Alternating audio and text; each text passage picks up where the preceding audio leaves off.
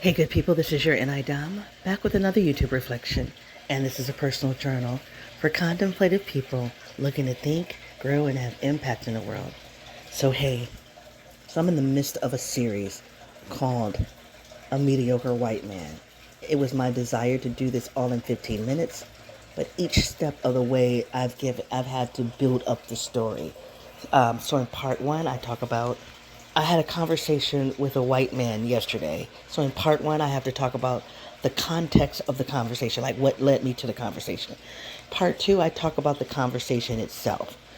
Part three, I talk about my correction. Parts two and three, I'm talking about the conversation itself. Part two, I focus on the racial aspect of the conversation. And then part three, I talk about the skill aspect of the conversation. And I'm here to, I don't think I'm going to be able to wrap it up, but I'm here to continue the conversation about a mediocre white man because ultimately I want to talk about why that thought came up for me this morning as I reflected on the conversation.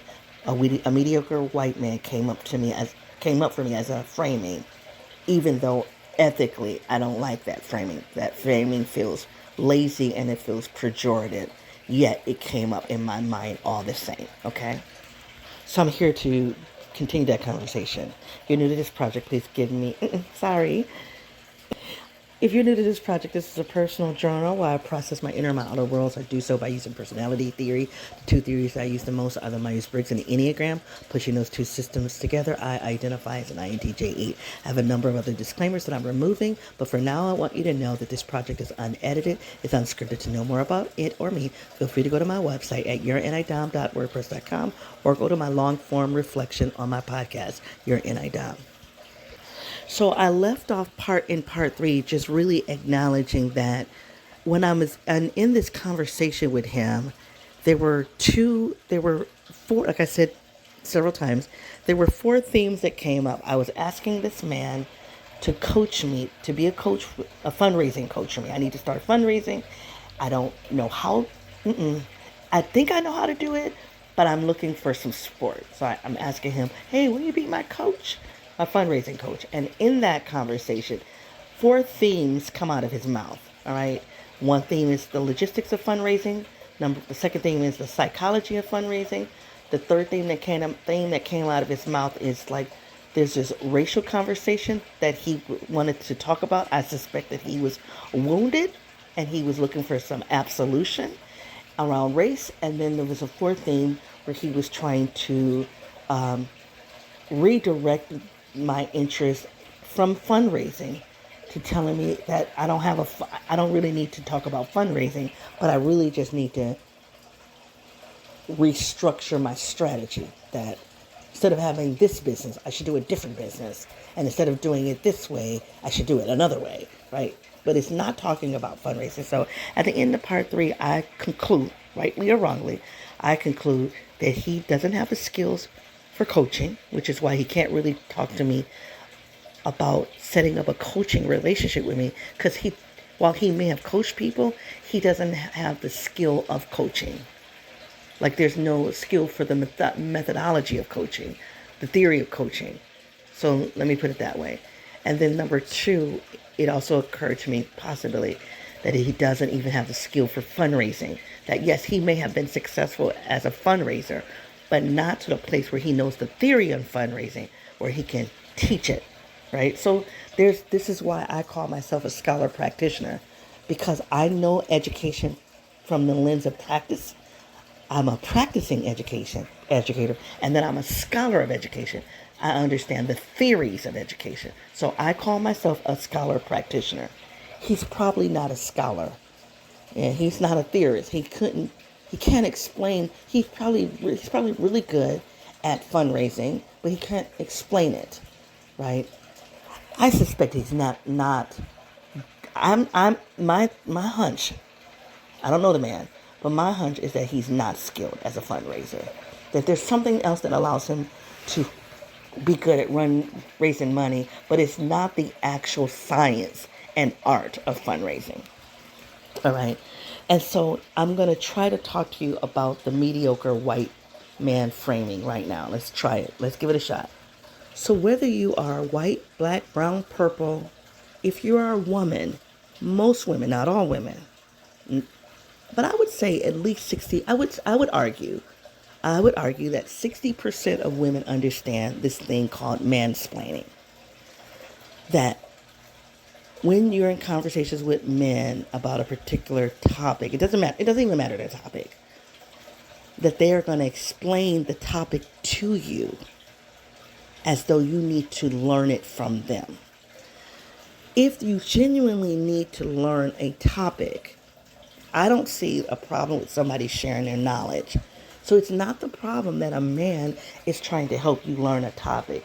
The problem is that the man takes no consideration of what you already know. So I'm saying, oh, red and blue makes purple. And I'm talking to a man about this purple shirt. And then he starts talking to me about the combination of purple, that it takes red and blue to make purple. So instead of talking to me about the shirt, he starts talking to me about the combination of the color. Now, if I said in that conversation about the purple shirt, man, I don't understand how they made the color, that shirt purple, then it would be in his right to start explaining to me about the color combination.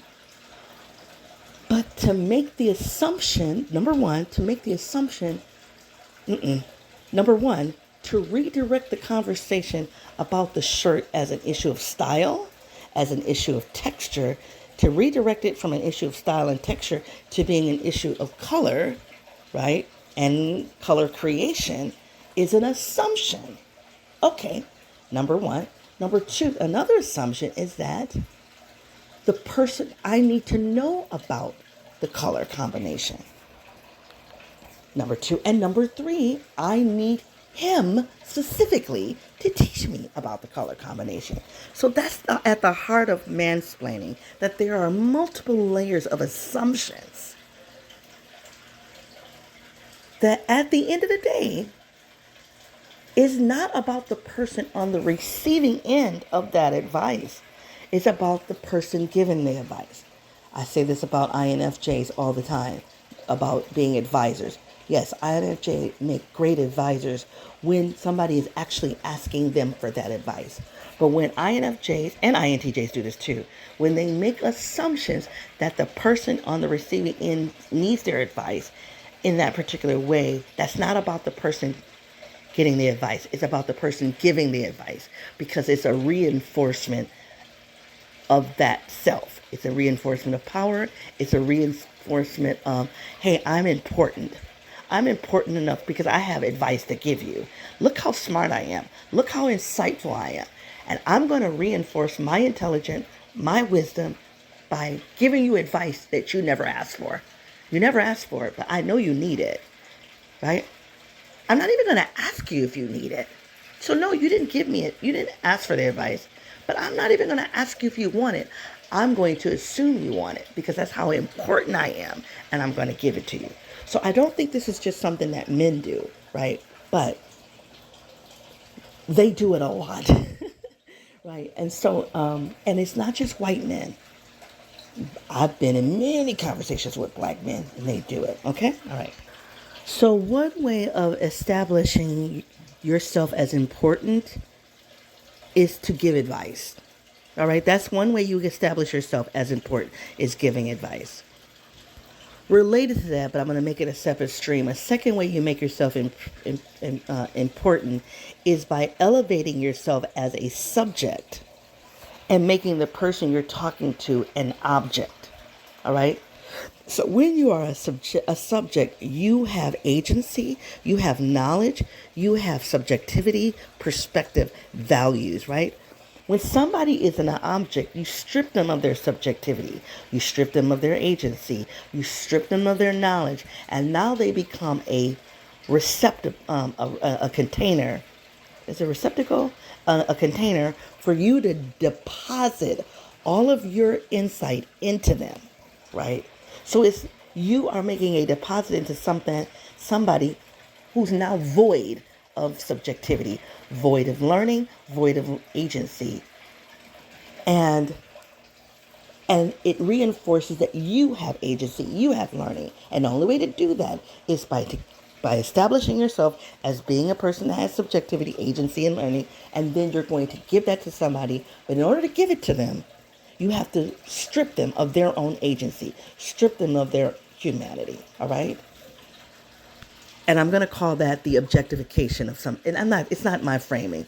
Many uh, social justice activists know that term. It's called the objectification of another person, right? You're objectifying them. You're creating them as an object. You're stripping them of their subjectivity. You're stripping them of their humanness. So in order to give advice, you would have, in order to be an advice giver, you also have to be an objectifier. You have to objectify a person. And in order to objectify a person, you have to be over them and not with them. You have to at them, not with them. To be with somebody is to connect to them.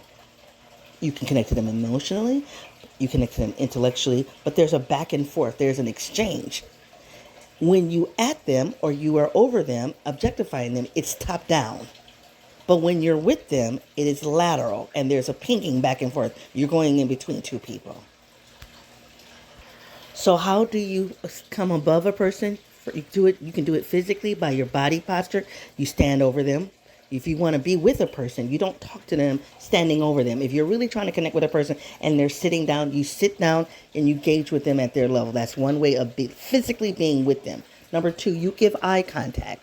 Number 3, you ask questions. You inquire. Now, it doesn't mean you can't share, but that means you're also asking questions because you're trying to facilitate a flow of an exchange, a back and forth exchange, and you're trying to facilitate that. One way you facilitate it is by asking questions.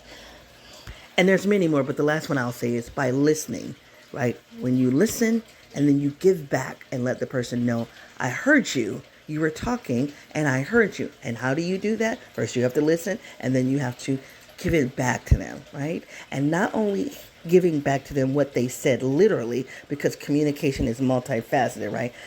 Oftentimes people communicate beyond the words. So you communicate what you heard literally and then also what you heard inferentially, if I don't know if I'm making that word up. So in all of that, he was indicating that he wasn't with me. And that's why I talked about in part 1, narcissism. I'm not calling him a narcissist, but those are a lot of the techniques that a narcissist will use. All right. So I think when I woke up this morning and I thought about that exchange, I thought a couple of things. He didn't have the skills. He didn't have the skills to give me what I was asking for. Okay. Number 2, he was used to being the knower, the subject, particularly as it relates to a black female body, because he acknowledged me. He acknowledged me racially as a black woman, right? And so he is used to being the knower. He acknowledged me as a black woman. He had his own subjective feelings that he was dealing with from a prior experience with a black woman. And he did not have the skills to really listen to me and to give me what he said he's good at, right? And so I woke up this morning thinking that if a person is mediocre without the skills to do what they said they're going to do, what is it going to look like? How does a person show up who doesn't have the skills, who has a woundedness? How do they show up? Do they show up and say, I don't have the skills, I'm wounded? When they're used to having power. Then they assert themselves and they redirect the conversation as often as he redirected that conversation yesterday. They do not listen. They do not give eye contact. They're not with. And that struck me as that he was mediocre. And floating through this world as a successful man in the absence of in the absences of skill. And that's why I'm calling him a mediocre white man. I'm going to do one more clip about the ethics of that framing, and then I think I'll be done.